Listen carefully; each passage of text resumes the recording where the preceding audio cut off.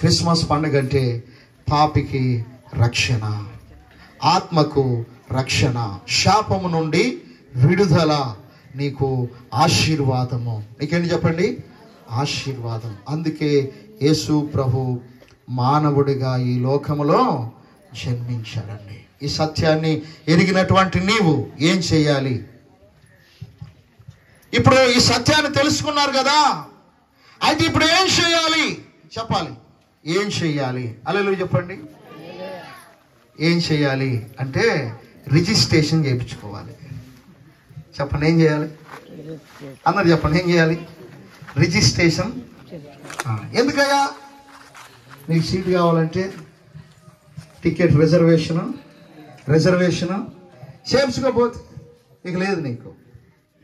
నువ్వు తెలుగులో చెబుతాయా, నేను డ్రైవర్ దగ్గర ఒక 1000 రూపాయలు ఎక్స్ట్రా ఇచ్చి నేను కూర్చొని వెళ్తాను అని అంటావు కదా. అట్లాంటి ఆప్షన్స్ ఏమి లేవు. ఇక అది ఏడు జరిగిద్ది, డ్రైవర్ తీసుకుంటాడు 1000. ఆడ దేవదూతలు కాదు, నువ్వు బంగారం వాడు ముందు పెట్టినా నో,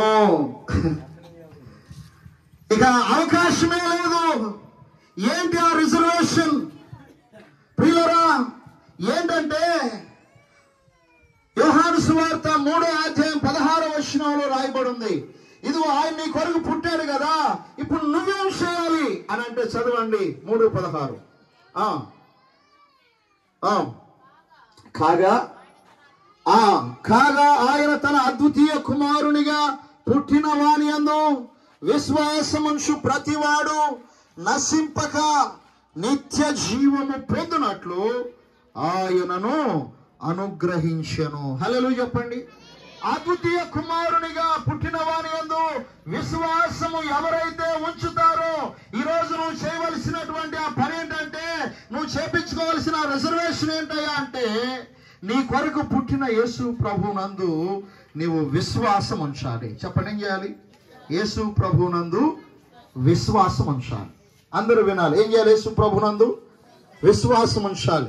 ఇదిగో పాపినైన నన్ను రక్షించడానికి దేవుడు మానవుడిగా పుట్టాడని నీవు హృదయపూర్వకంగా నమ్మాలి.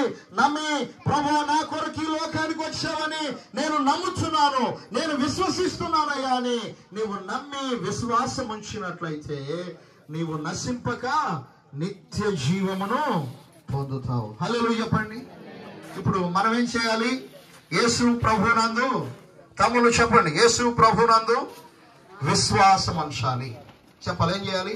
యేసు ప్రభునందు విశ్వాసం ఉంచాలి. విశ్వాసం ఉంచిన మనం ఏం చేయాలి అమ్మా?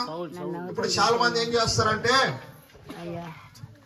నమ్ముకున్నావా అంటే, నమ్ముకున్నా 4వ తరం 5వ తరం అని అంటాడు. నమ్ముతున్నారు అన్నాడు, కానీ దానికి క్రియ కనపడట్లా. ఏం కనపడట్లేదు? క్రియ. ఇప్పుడు నేను రిజర్వేషన్ చేయించుకుంటే చెన్నై వెళ్తాను అని నమ్మావు, అక్కడ డబ్బులు ఇస్తేనే రిజర్వేషన్ చేస్తాడు. అలాగే చెప్పండి.